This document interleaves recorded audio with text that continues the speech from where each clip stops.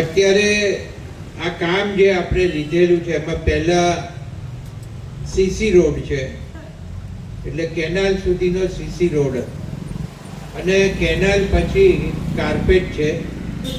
તો બાગુલજી અમે થોડો ફેરફાર કરીએ છીએ એમાં, કારણ કે તમને બધાને એક આનંદની વાત કહી દઉં કે આપણે ટૂંક સમયની અંદર જે ફ્લાયઓવર કરવાના છે, ઓવરબ્રિજ બનાવવાના છે, પીચ રોડ અને એટલે પૂર્વ પશ્ચિમને જોડતો અને પીચ કરનારા ઉપરનો આ જે ઓવરબ્રિજ છે એ ઓવરબ્રિજ પીચ રોડથી શરૂ થશે, ગોવર્ધનરામ સ્ટેચ્યુ ઉપર થઈ, સજા સાહેબના સ્ટેચ્યુ ઉપર થઈ અને મ્યુનિસિપાલિટીમાં બાજુના રસ્તામાં જે ગંજવાળો રસ્તો છે ત્યાં ઉતરશે અને ત્યાંથી સિટીની અંદર તમે ગોળ ફરીને પાછા મ્યુનિસિપાલિટીની ગોળ ફરી બાલકનજી બારી થઈ, સ્ટેચ્યુ થઈ અને સિટીમાં જઈ શકશો એવો આ રોડનું પ્લાનિંગ, આ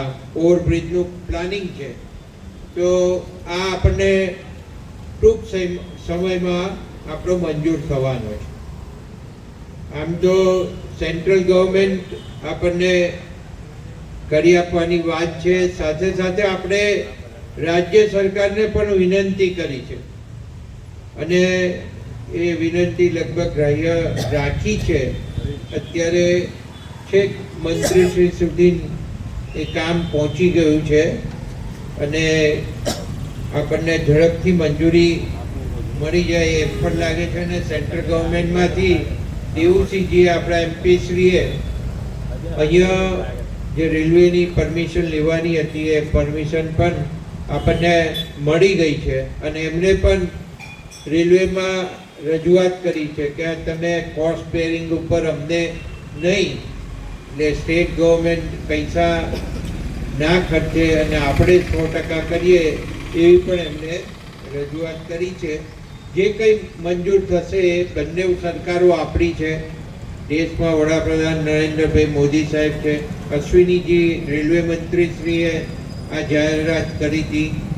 તો આ બધું જ અહીંયા થવા જઈ રહ્યું છે અને આજે મને કહેતા આનંદ પણ થાય કે લગભગ 50 કરોડના કામો બીજા આખા નડિયાદ કોર્પોરેશન વિસ્તારના રસ્તાઓના, ખાલી રસ્તાઓના કામો, એટલે તમે તાલીઓ પાડો હવે, આમ બેહી રહો.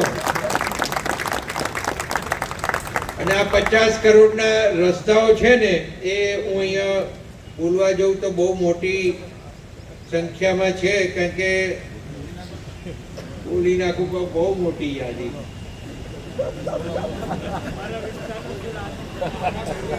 નડિયાદ ખાતે કિચાનદલી ધારથી મેઘાનગર સુધીનો રસ્તો, રામદેવપીરથી પુનિત કોલોની સુધીનો રસ્તો, નાયરા પેટ્રોલ પંપથી વલ્લભનગર મહાદેવ સુધીના રસ્તો, ઝલક કેનાલથી વિશ્વકર્મા ચોકડી સુધીનો રસ્તો, વૈશાલી સિનેમાથી નીલકંઠ મહાદેવ સુધીનો રસ્તો, કિશન સમોસાના ખાતાથી સ્વાદ કાઠિયાવાડી રેસ્ટોરન્ટ સુધીનો રસ્તો, સાઈધામ સોસાયટી તરફ જતો રોડ,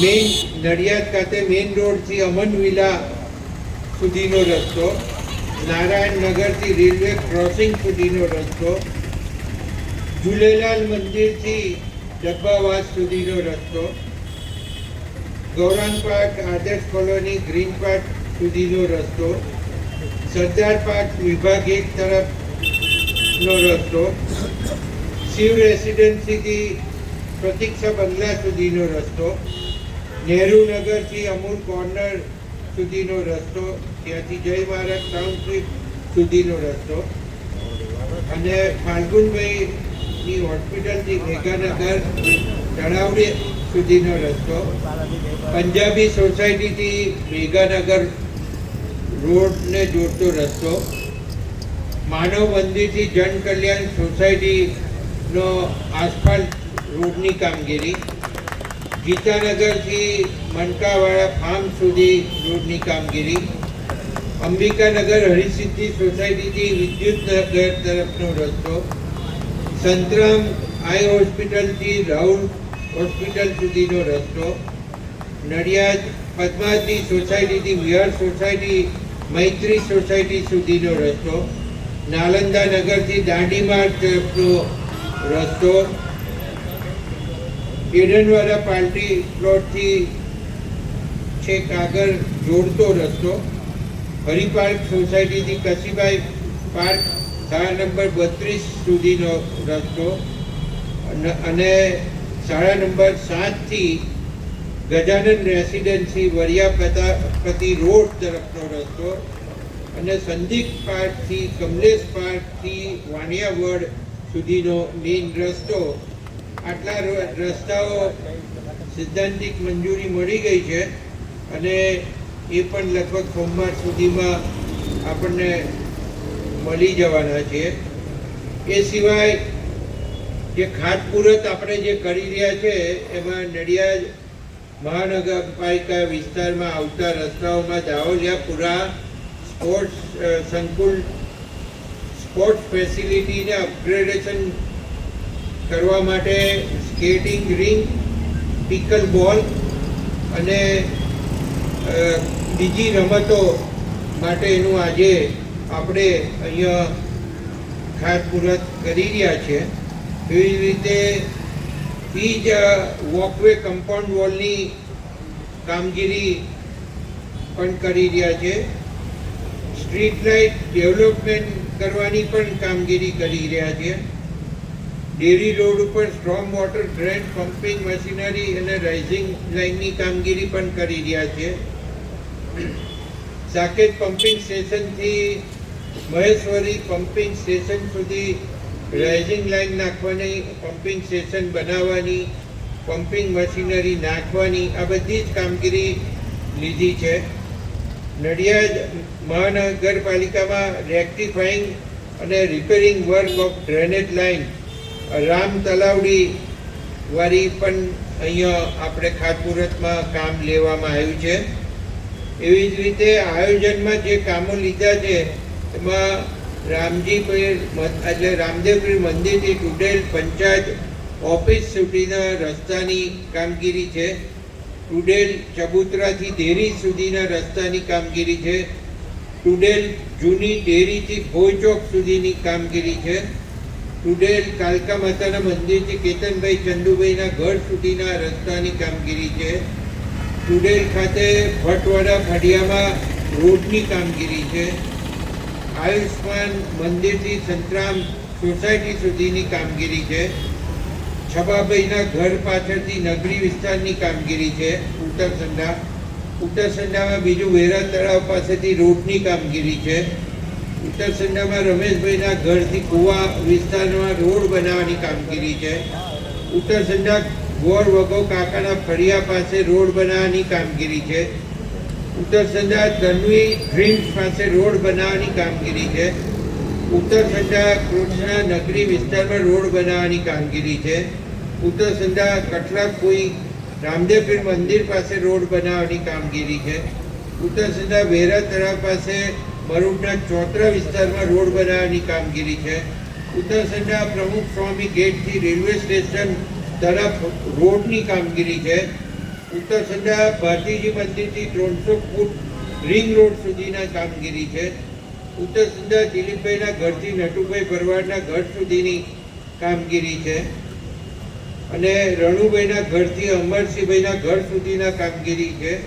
પીપલક ખાતે સતાક ચોકડી મસ્જિદ સુધીની કામગીરી છે. પીપલક ખાતે ટાવરથી પંચાયત ગ્રામ સુધીનો રોડ બનાવવાની કામગીરી છે. પીપલક ખાતે અંબિકા સોસાયટીથી મેઇન રોડ સુધીની કામગીરી છે. પીપલક ખાતે બળિયાદેવ મંદિરથી કેનાલ સુધીના રોડની કામગીરી છે. ડુમરાળ રોડની કામગીરી છે. ડુમરાળ ગ્રામ વિસ્તારમાં ડાંબર રોડની કામગીરી છે. નડિયાદ બીચ રોડ કેનાલથી દેવ ટ્વિન્સ થઈને હાઈવે સુધીના રોડ બનાવવાની કામગીરી છે. નડિયાદ ગ્રીનલેન્ડ સોસાયટી તરફ જતા રસ્તા બનાવવાની કામગીરી છે. નડિયાદ દિલીપભાઈ દુકાનથી ચાંદની ચોક મેઇન રોડ સરદાર નગર તરફ જવાના રસ્તો બનાવવાની કામગીરી છે. જૂના ડુંગરાળ રોડ પર કેનાલથી પોદાર સ્કૂલ પાસેના રોડની કામગીરી છે. તીર્થભૂમિ પાસે રોડની કામગીરી છે. નડિયાદ સુથારી તલાવડીથી ઉત્તરસંડા તરફ જતો રસ્તો બનાવવાની કામગીરી છે. નડિયાદ મચ્છી માર્કેટ પાસેનો રોડ બનાવવાની કામગીરી છે. વરિયાળી માર્કેટ પાછળનો રોડ બનાવવાની કામગીરી છે. મરીડા ભાગોળ પાસે નિત્યાનંદ રોડની કામગીરી છે. ન્યૂ અલ્લાદવગાના રોડ બનાવવાની કામગીરી છે. Patel park society ward number 1માં પ્યોર બ્લોક નાખવાની કામગીરી છે. સંત યોગીરાજ ગુરુ દત્તાત્રેય સુધી રોડ બનાવવાની વોર્ડ નંબર 1ની કામગીરી છે. વોર્ડ નંબર 1માં ઉમિયા પાર્ક સોસાયટીમાં રોડ બનાવવાની કામગીરી છે. વોર્ડ નંબર 3માં સાગર પાર્ક અને કલ્પેશ સોસાયટીનો રોડ બનાવવાની કામગીરી છે. વોર્ડ નંબર 6માં મહેબૂબા પાર્ક સોસાયટીનો રોડ બનાવવાની કામગીરી છે. વોર્ડ નંબર 9માં મનન ફ્લેટનો રોડ બનાવવાની કામગીરી છે. વોર્ડ નંબર 9માં દેવ હેરિટેજ સોસાયટીનો રોડ બનાવવાની કામગીરી છે.